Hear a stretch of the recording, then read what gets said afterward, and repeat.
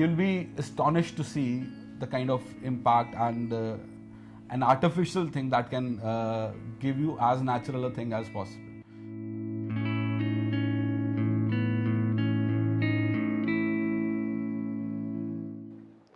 In India, about 25 to 30,000 children are born deaf every year.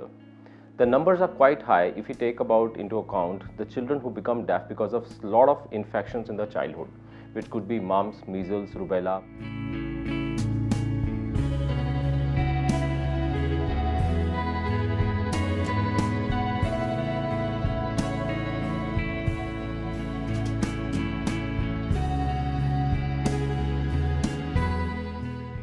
She was born on 8th of April 2012. And we were all like a happy-go-jolly family, so everything was going fine. She was very active. She in fact was an hyperactive child. Like she was highly expressive, so she used to talk with her expressions and all.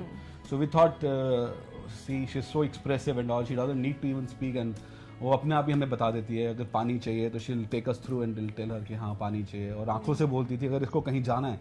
She used to say, चल पापा चलें. We used to say, okay, this is like a very expressive child, and she'll be an actress one day. We went to US for almost 1 month. 1 month. That was the time when we spent a lot of time with her, so we got that quality time. And actually हम यहाँ पे family के साथ हैं तो कोई most of the time वो mother in law के साथ होती है, कभी हमने दादू के साथ, पापा के साथ. वहाँ पे मोस्टली मेरे साथ होती थी, किसी फादर चले जाते थे तो मुझे ऐसे फील हुआ कि ये सुनती नहीं है. मैं इसे पीछे से आवाज़ देती थी तो ये सुनती नहीं थी. 1-2 बार मुझे फील हुआ तो हमने सोचा कि हम इंडिया जाकर इसको डॉक्टर के पास लेके जाएंगे. I am Dr. Sumit Brake. I am Senior Consultant and Head of Department ENT and Cochlear Implant Surgery. I did my ENT training from prestigious Maulana Azad Medical College, Delhi. And after finishing my ENT training, I got myself trained in cochlear implantation at Professor Mario Sana in Italy. I have also been trained at Advanced Panic Center in Zurich on the latest upgradation in technology in cochlear implantation. I am working as a clinical director in cochlear implant surgery for the last 7 years, and we have done more than 150 successful cochlear implant surgeries in children, pediatric age groups and in adult age groups. रिया का जब मैंने सारी जांचें की तो मुझे उस चीज़ से पता चला कि उसको प्रोफाउंड हेयरिंग लॉस है. लगभग 90% से ज़्यादा उसको हेयरिंग लॉस था, यानी कि उसके शरीर में जो कॉक्लिया था वो काम नहीं कर रहा था, इसलिए वो कोई भी आवाज़ को नहीं पकड़ पा रही थी. रिया के पेरेंट्स को हमने काउंसिल किया कॉक्लियर इम्प्लांट के लिए, क्योंकि कोई भी हेयरिंग एड उसको उसकी आवाज़ नहीं दे पा रहा था. We went to a lot of doctors. We went back to the same doctor. उस पुराने डॉक्टर पे गए. उसने कहा कि हाँ इशू है. The only solution to it is we should not be going for hearing aids and all, because that would not solve the purpose. क्योंकि ये बच्चा अभी बहुत छोटा है तो उसको लैंग्वेज क्लियर नहीं होगी. तो the only solution was cochlear implant. But then the next big question was, how big is that surgery? Okay. How big is that surgery? Should we go for it? Should we not go for it? क्या हम कोई जल्दी तो नहीं कर रहे?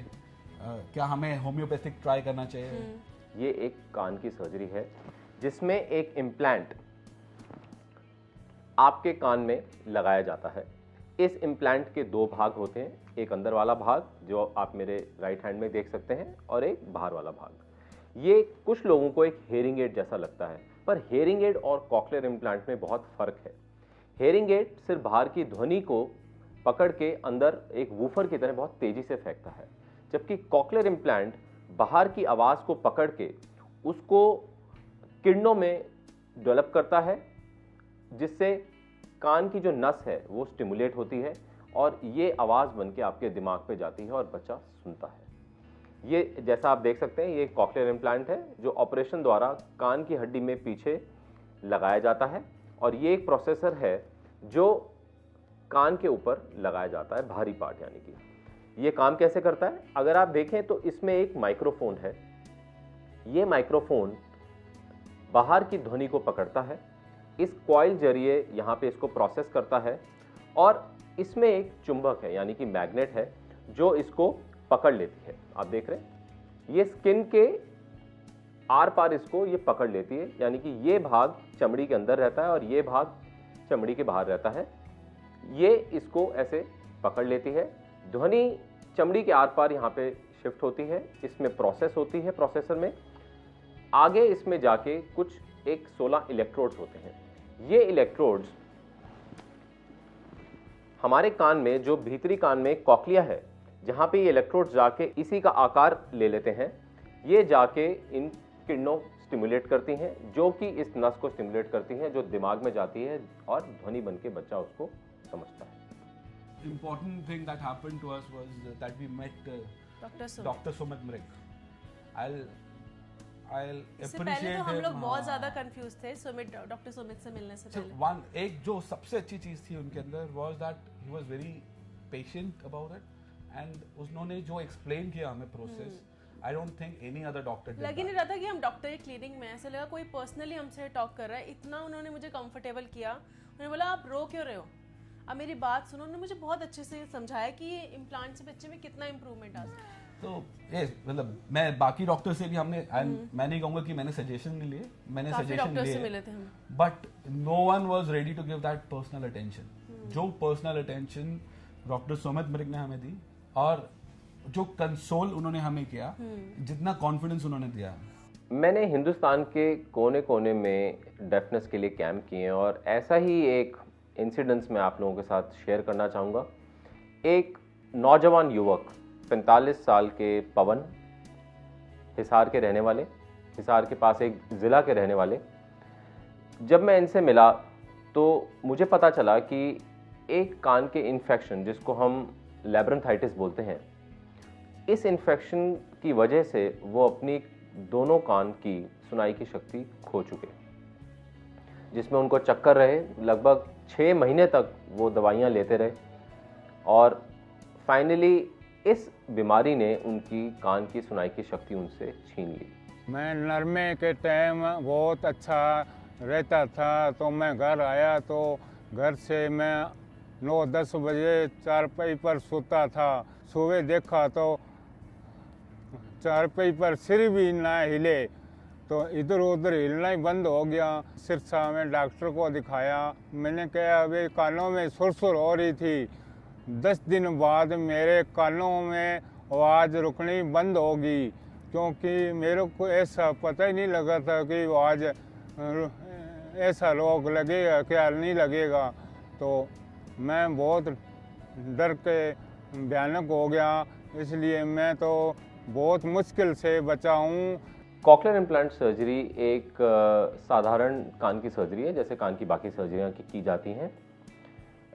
ये एक कान में पीछे चीरा लगा के कान को खोला जाता है, जिसमें कान की हड्डी को खोला जाता है, और उसके थ्रू इनर ईयर को अप्रोच किया जाता है, जहाँ पे कॉक्लिया होता है। एक छेद बनाया जाता है जिसमें इलेक्ट्रोड डाला जाता है। ऑपरेशन के लिए मरीज को लगभग 2 से 3 दिन के लिए भर्ती किया जाता है। 10 दिन का समय पूरा हीलिंग में लगता है, जिसके उपरांत बच्चे को स्विच ऑन किया जाता है, यानी कि जो बाहरी पार्ट है इम्प्लांट का, जो प्रोसेसर है, उसको लगा दिया जाता है।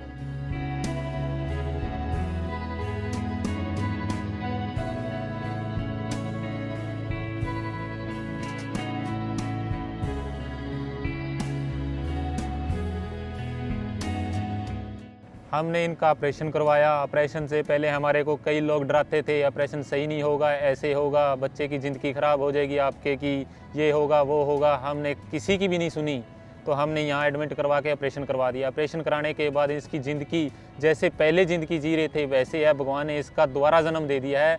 अब इसको कोई प्रॉब्लम नहीं है, कुछ भी नहीं है, अच्छी तरह सुनाई दे रहा है, अच्छा अपना काम कर रहे हैं, अच्छा खा पी रहे हैं, बिल्कुल कोई दिक्कत नहीं है, इसको कोई भी प्रॉब्लम नहीं है। कॉक्लियर इम्प्लांट प्रोग्राम में सर्जन की जो भूमिका है, मैं उसको लगभग 10 से 20% ही अहमियत देता हूँ, क्योंकि जो इस प्रोग्राम की जान है, यानी कि जो इसकी लाइफलाइन है, वो स्पीच थेरेपी है, जिसका सारा दारोमदार बच्चे के माँ बाप और स्पीच थेरेपिस्ट, यानी कि स्पीच थेरेपिस्ट पैथोलॉजिस्ट पे डिपेंड करता है। अगर इस प्रोग्राम में स्पीच थेरेपी नहीं की जाए तो ये ऑपरेशन फेल है।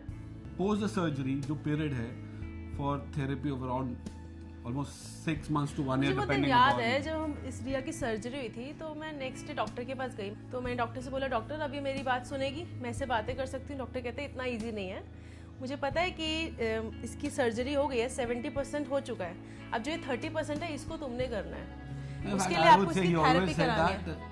Surgery is just the 30%. हाँ 30%। Post that it is the major thing. Major thing 70% अब आपने करना है, इसके साथ थेरेपी करानी है इसकी। मैं बहुत ही अच्छा डॉक्टर का धन्यवाद करता हूँ जी, मेरे को बहुत ही सुख दिया, मेरे पैसे लगे का हक मुड़ गया है, तो मैं इसलिए वही धन्यवाद करता हूँ डॉक्टर का।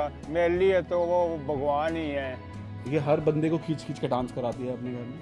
तो एक्चुअली अब ये basically what I am saying is कि ये म्यूजिक भी इंजॉय करना सीख चुकी है। सो इट इज़ नॉट कि यू डोंट कोई भी कंडीशन नहीं है। I think it would become absolutely normal. कोई भी कंडीशन नहीं है, कोई भी ऐसी चीज़ नहीं है जो ये बच्चा नहीं इंजॉय करेगा। एंड आई डोंट वांट कि ऐसा मतलब टच वुड वट एवर जो प्रोग्रेस उसने दिया है, एंड मैं तो यही कहूँगा कि आगे भी वो करती रहे।